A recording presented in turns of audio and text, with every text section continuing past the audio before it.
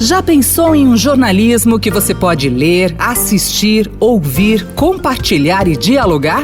Saiba mais em vempensar.estadão.com.br. Com o fim das eleições municipais, é hora de analisar os recortes para outro pleito que não está tão longe assim, o de 2022. Um aspecto importante foi a diminuição do PT e a ascensão de outros partidos de esquerda e de novas lideranças políticas, como Guilherme Boulos, do PSOL, que perdeu no segundo turno para Bruno Covas na maior cidade do país. A gente apontou um futuro. Não está terminando, está começando.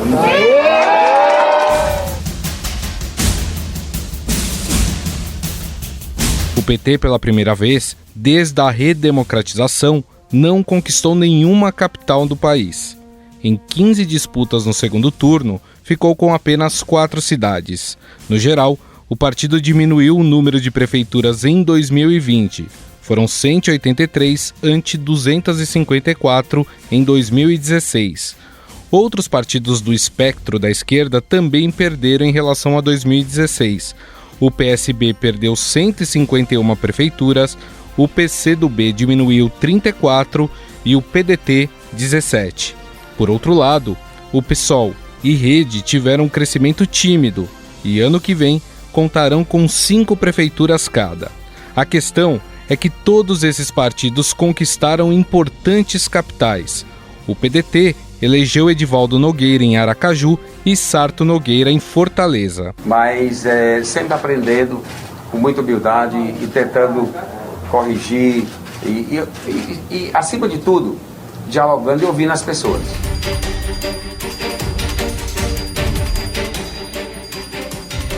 O PSB ganhou Maceió com João Henrique Caldas e Recife com João Campos. Podendo ouvir as pessoas e representar esse sentimento, esse desejo de um futuro.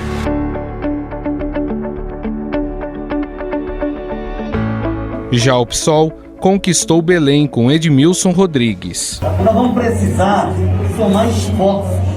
Agora são todas as cores. Ou seja, no campo da esquerda, PDT e PSB ultrapassaram o PT em número de eleitos nos municípios. Mas não podemos esquecer que o Partido dos Trabalhadores ainda é a maior força nacional da esquerda. Em governos estaduais, o PT tem 4, Bahia, Ceará, Piauí e Rio Grande do Norte. O PSB vem na sequência com 3, Pernambuco, Paraíba e Espírito Santo. PCdoB e PDT têm apenas uma cada, Maranhão e Amapá. E é o Maranhão que desponta uma das lideranças políticas para 2022, o governador Flávio Dino. O que se produziu foi exatamente essa convergência entre setores liberais da política, social-democratas, pessoas de centro, mesmo da chamada centro-direita, mas que não aceitam esse tipo de extremismo. Mas a disputa deve ser acirrada. Ciro Gomes, do PDT, também entra forte pelo posto de protagonista. Esse espírito conciliador que nós temos, todos nós, eu também tenho.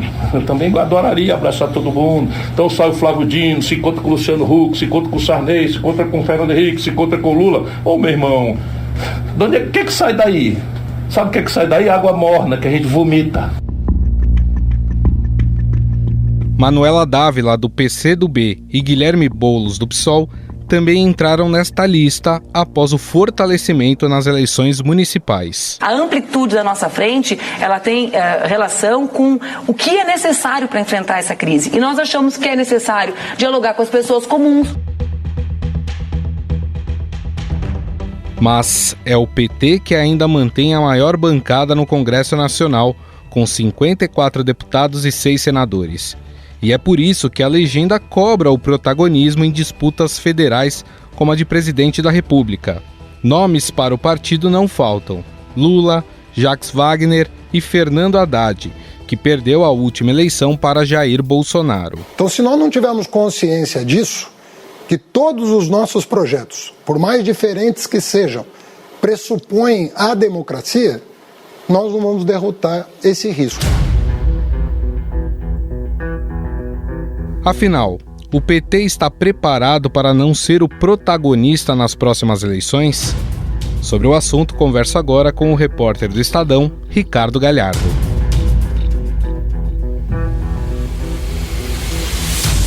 Tudo bem, Galhardo?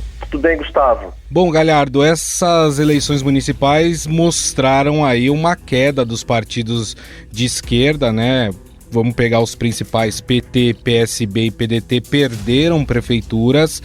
O PT teve um tombo ainda maior porque não conseguiu eleger nenhum prefeito em capitais, o que não acontecia desde a redemocratização do país. Mesmo assim, o PT ainda é o maior partido do espectro da esquerda, é o que tem a maior bancada na Câmara dos Deputados.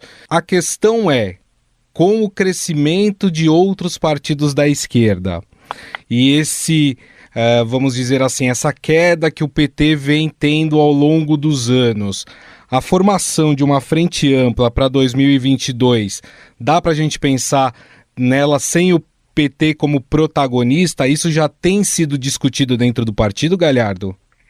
Tem sim, Gustavo. Eu até entrevistei a presidente do PT, de Hoffmann, logo depois da eleição, no domingo, né? E ela própria admitiu isso. Ela disse que hegemonia, né, que é a palavra que o partido usa inclusive formalmente, oficialmente, em muitos documentos, né, ao longo desses 40 anos de história. Ela diz que a hegemonia não adianta só você falar que tem hegemonia, você tem que ter voto, tem que ter poder político e poder eleitoral. E ela admite que é um processo de ascensão e queda do partido e usa a palavra reconstrução e a palavra reposicionamento para falar sobre o futuro do partido. O que parece é que a partir de agora o PT vai ter uma postura menos arrogante em relação aos outros partidos de oposição, né, que ele sempre tratou como forças auxiliares, principalmente durante os quase 14 anos em que esteve no governo. A questão também tem a ver com a liderança, as lideranças que se formam na esquerda, né? Se a gente for pegar o PT, hoje talvez ali os principais nomes que poderiam aí, por exemplo, disputar uma presidência da República seria Jacques Wagner, que é senador hoje, já foi governador da Bahia, tem o próprio Fernando Haddad, que disputou a última eleição presidencial, e ainda se fala no Lula, mas ninguém sabe se o Lula vai conseguir ou não sair candidato a presidente. Por outro lado, os outros partidos começam a mostrar, nós temos no caso do PDT o Ciro Gomes, que é o nome mais forte do partido, mas no PCdoB você tem Flávio Dino, você tem o Guilherme Boulos, que ganhou sim uma relevância com a eleição em São Paulo. Dá para a gente avaliar que o PT abriria então mão de um candidato cabeça de chapa por um desses nomes que tem surgido? O que a Gleisi me disse no domingo foi que foram criadas condições para a construção de uma frente de esquerda para 2022 e que essa frente não está dada. Essas são as palavras dela. Isso vai depender do que vai ser feito ao longo desses 2 anos, por todos os partidos. Agora, desses nomes que você citou, os 3 saem mal da eleição, né, dessa eleição municipal. O Jacques Wagner, o PT na Bahia sofreu derrotas muito expressivas nessas eleições, perdeu Salvador e perdeu as 2 principais cidades do interior da Bahia, que são Feira de Santana e Vitória da Conquista. Então ele sai um pouco menor também dessa eleição. Fernando Haddad já está sendo responsabilizado internamente pela catástrofe que foi o PT em São Paulo, né? Foi muito mal com o Gilmar Tato. Tem gente que diz que ele se omitiu, tanto por ter se recusado a ser o candidato, quanto durante a campanha do Gilmar Tato. E o Lula também sai muito mal dessa eleição, né? Esse fiasco que foi o PT, em grande parte, é por causa da estratégia que ele impôs ao partido. A gente tem que lembrar que logo um dia seguinte, depois de ele deixar a cadeia em Curitiba, ele falou lá na frente dos sindicatos metalúrgicos do ABC em São Bernardo que o PT não é linha auxiliar de ninguém e que deveria lançar o máximo de candidatos possível. Isso implodiu a possibilidade de construção de frentes de esquerda ainda no primeiro turno nas principais cidades do Brasil, e teve resultados, né? Você pega, por exemplo, o caso do Rio de Janeiro, se você soma os votos da Benedita da Silva com a Marta Rocha, era possível que um candidato de esquerda fosse para o segundo turno, e não foi. Isso aconteceu em outras cidades também. E o PT acabou tendo votações pífias, né? Você pega o caso de Belo Horizonte, onde um quadro histórico do partido, que é o Nilmário Miranda, teve 5% dos votos. É muito pouco.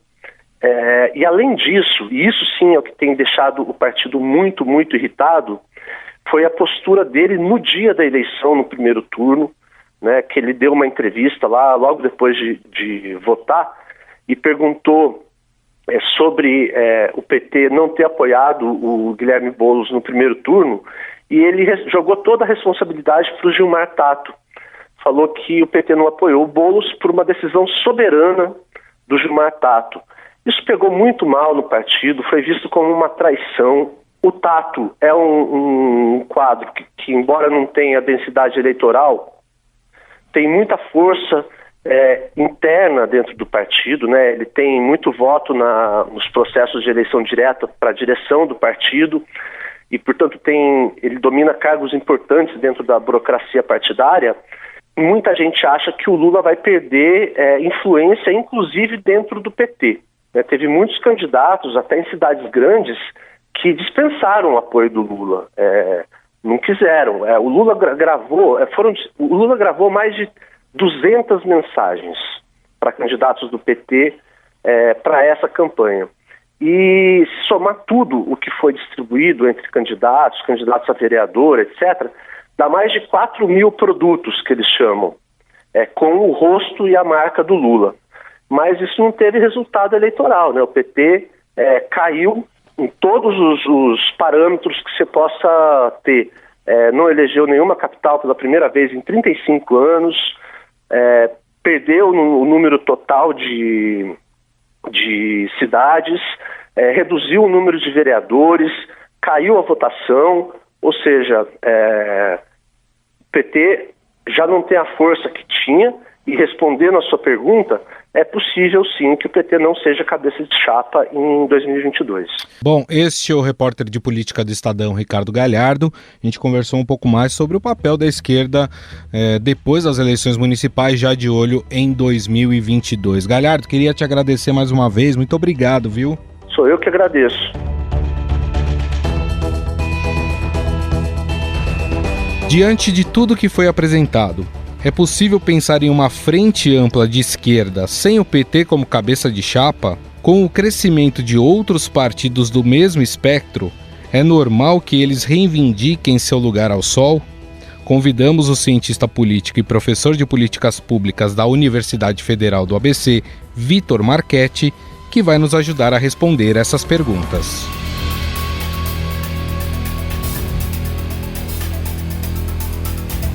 Professor, como vai?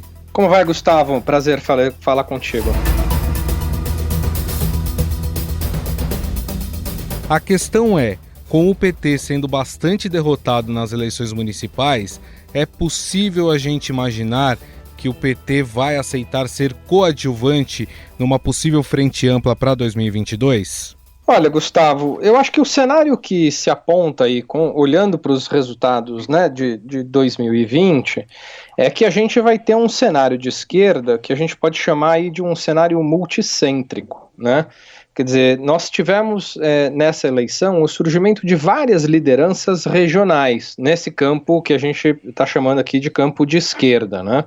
Então, se olharmos aí o desempenho da Manuela Dávila em Porto Alegre, Edmilson em Belém, claro, destaque para o Guilherme Boulos em São Paulo, mas no Nordeste, diversas prefeituras sendo conquistadas aí pelo PSB, PDT, né, o Flávio Dino do PCdoB como uma liderança que, né, o governador do Maranhão, mas como uma liderança que tem tentado organizar o campo, e Ciro Gomes, sem dúvida nenhuma, um nome importante. Eu acho que o que a gente pode esperar de 2022 é que nós já estamos aí sob o signo do que a gente pode chamar aí de geração pós-Lula, né? Porque se a gente prestar bastante atenção, em 2020 o protagonismo do ex-presidente Lula já foi bastante tímido, né? Quer dizer, ele já não teve aí uma participação tão intensa quando comparado com eleições anteriores, né? Desde 89 o Lula é uma figura que serviu de organizadora do sistema político, fundamentalmente aí do campo da esquerda, né? Construindo alianças, sendo uma liderança eleitoral popular com bastante força, exerceu 2 vezes a presidência da República, enfim, né, construiu sucessora, construiu candidaturas a prefeituras de cidades importantes, o destaque é Haddad, né? Então, enfim, nós estamos em 2020, no meu entendimento, assistindo a primeira eleição da era pós-Lula, ou da geração pós-Lula, e o que parece ter surgido aí no campo da esquerda é exatamente uma grande fragmentação de lideranças políticas urbanas, e aí eu acho que essa já é uma primeira sinalização de uma mudança desse campo, né? Porque se a gente acompanhar a evolução do PT, né, de 2008, de 2012, o PT ele tinha crescido bastante em cidades médias e começava a crescer em cidades pequenas, né? E de 2016 para cá, o PT vem numa queda bastante significativa, talvez uma das maiores quedas entre os partidos políticos de número de prefeituras, né? Mas veja que esse ano, a despeito do PT ter ficado com menos prefeituras, ele vai governar um número parecido de cidadãos que ele governava há 4 anos, né?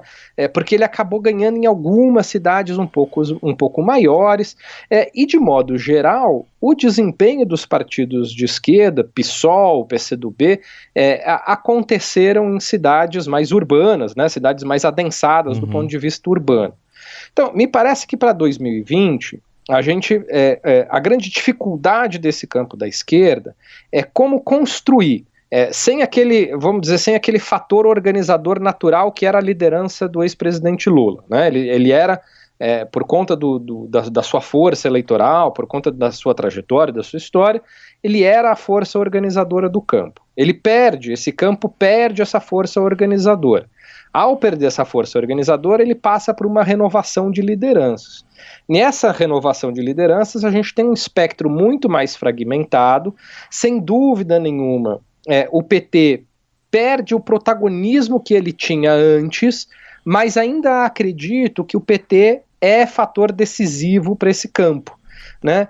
Até porque hoje o PT é o partido com uma bancada na Câmara dos Deputados, né, na bancada da Câmara Federal de Deputados Federais, a maior bancada, e isso é decisivo, por exemplo, para a distribuição de recursos do fundo partidário, tempo em televisão, enfim, ainda é um partido, desses partidos, né, PSB, PDT, ou mesmo se comparar aqui, vamos dizer PSOL, PCdoB, o PT é muito mais orgânico, capilarizado do que PSOL e PCdoB.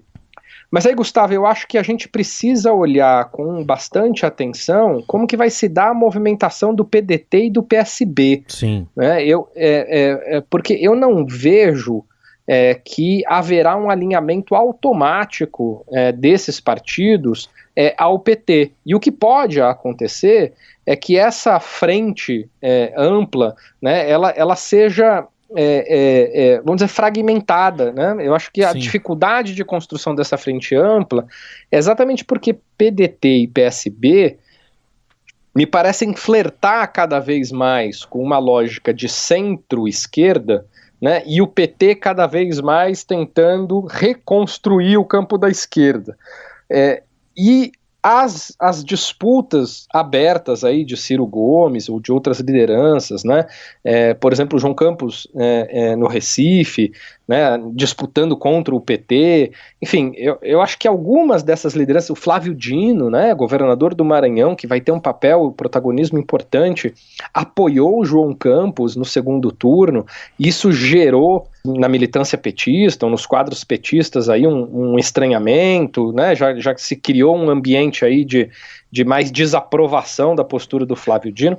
Então, me parece, assim, olhando para o cenário hoje, né, para o retrato de hoje, e é claro que 2021 inteiro vai certamente agitar esse cenário, mas olhando para a fotografia hoje, eu diria que há uma tendência mais forte de PSB e PDT tentarem consolidar um pouco essa centro-esquerda, tentando flertar com alguns partidos aí de centro para ver o que é possível do ponto de vista eleitoral produzir, né, de candidaturas, e o PT junto com o PSOL tentando se reorganizar para não perder, para que o PT não perca aí protagonismo, né, nesse campo, né, mantenha esse protagonismo e faça valer a sua capilaridade e organicidade. Exatamente isso que eu ia até perguntar para o senhor.